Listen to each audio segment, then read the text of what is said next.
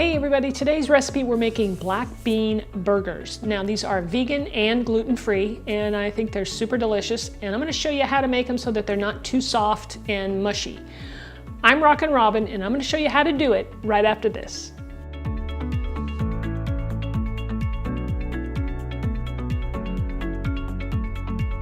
All right, so let's go over our ingredients. First up, we have our canned black beans. So what you want to do there is just drain them out, rinse them, give them a nice rinse, and then we're going to pour them onto a foil-lined baking sheet because we want to dry them out. That's what's going to keep this from being too wet of a recipe. So go ahead and spread them out into a single layer so they can dry out in the oven. All right, let's move on to our garbanzo beans. We're gonna do the same thing with those as well. And so you wanna drain them and save, but you wanna save the liquid in the canned garbanzo bean. That's aquafaba, which can be a substitute for egg whites, so you don't wanna throw that away. It's very useful.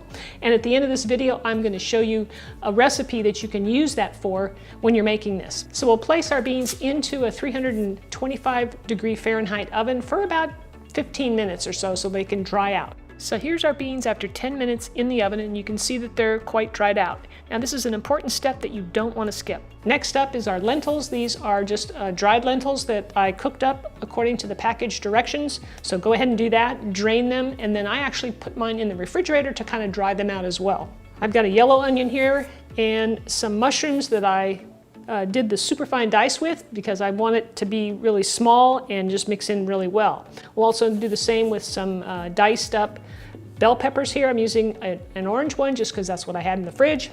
Next up is some beets. Now I took some fresh beets and I rinsed them and then peeled them, and then I used a grater and I grated them into small pieces.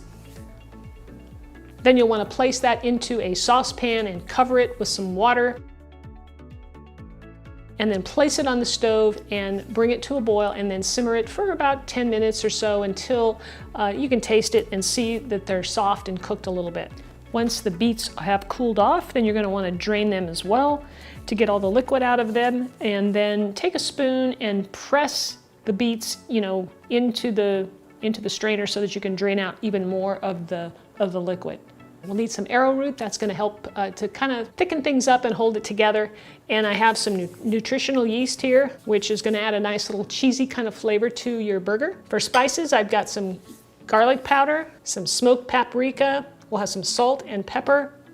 We're going to use some red chili flakes in this. That's just optional if you want a little bit of heat. We'll need some olive oil and some fresh herbs. I've got some fresh Italian parsley here and some basil. And by the way, this is a great way to keep your fresh herbs fresh longer, as I just trim them up a little bit and then place them into a little mason jar with some water, and then place a Ziploc bag or any kind of plastic bag over the top and just set it in your refrigerator, and it keeps for quite a long time. The only other prep work that we need to do for this recipe is to cook the onion, mushrooms, and the bell pepper just for a little bit, maybe 5 to 10 minutes tops, in a little bit of olive oil on the stove. So we'll get a nice big large frying pan, put about a teaspoon of olive oil in there, get it hot, and then add the onions and the mushrooms and the bell peppers and just saute them for, like I said, 10 minutes.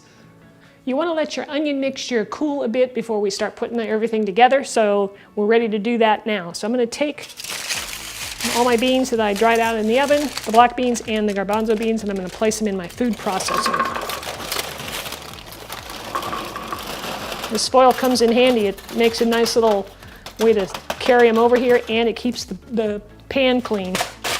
So cleanup is great. All right, we'll put that in there. I'm going to put in the lentils.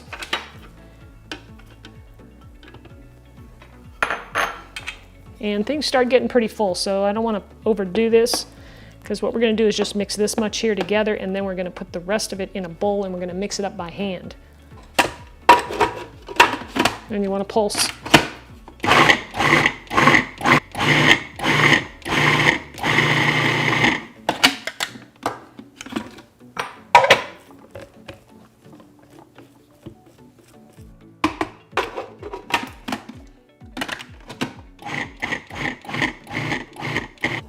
Okay, I'm going to place everything at this point in the bowl because the food processor really isn't blending things up as too great now. It's pretty full. So we're going to do it by hand. Now I'm going to mix in the beets. And I think just doing it by hand really works well. Okay, now we want to get these spices in there, and I want to kind of sprinkle them around to just, just to spread them around better. Put a little bit in, mix it up, and then do it again. All right, now I'm going to sprinkle in the arrowroot. A little bit at a time. And you can do that with the nutritional yeast as well. And just work it in. Now you can taste this at any point in time because everything's cooked. It's not like it's like hamburger meat where you can't taste it. You can taste this at any point. I'm going to dump in the parsley and use the fresh stuff. Don't try and use, dried parsley or dried basil. It will not taste nearly as good. And I'm going to put just a pinch of salt in there. All right, I'll put some pepper in there. And some red pepper flakes. This is optional. I like that. Just a hint of heat is nice. Look at that. That red color almost looks like ground beef, almost. Okay, so that's all my ingredients. And at this point now we're just going to adjust them if we need to, like add a little more salt if we need to, more pepper flakes, pepper, whatever you want. All right, let's make some patties. Remember, these aren't going to shrink up like a regular hamburger would. And these aren't really, hamburgers. I mean, they're different. So don't expect them to be like, wow, this tastes like a hamburger. I mean, it's going to taste good, but it may not taste like a hamburger to you. Now you can serve these up. You can eat them just like this, fry it up and cook it and eat it with some veggies. You can serve it on a hamburger bun. You can serve it on regular bread, make it like a patty melt. That's what I'm going to do because I don't have any hamburger buns today. Heat up your frying pan here. I've got mine over a medium-low heat kind of, and I'm going to put in probably about 2 to 3 teaspoons of oil in the pan. Give that oil a swirl, and I can tell that the oil is hot, so I'm going to place my burger in there.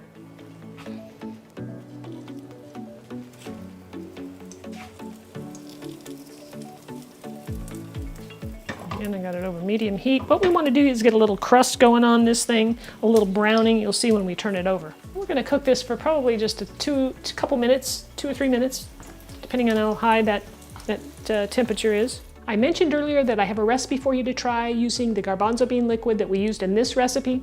Well, it's my matcha latte delgado recipe. It is absolutely delicious. It's nice and creamy and it's iced, and it just is perfect for this time of year. It's starting to get hot. You're going to love it. So check it out. All right, I think it's time to flip them over.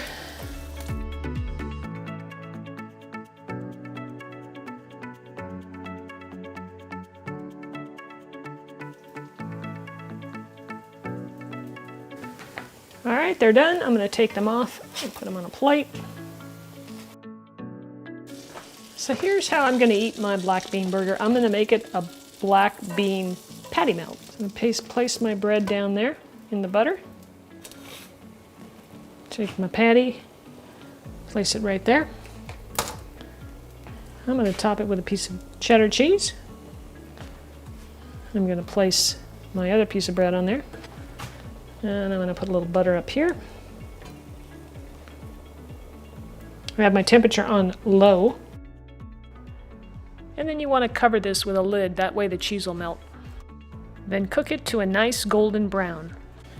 All right, so here's our black bean burger. Let me cut it in half for you just so you can see what it looks like on the inside.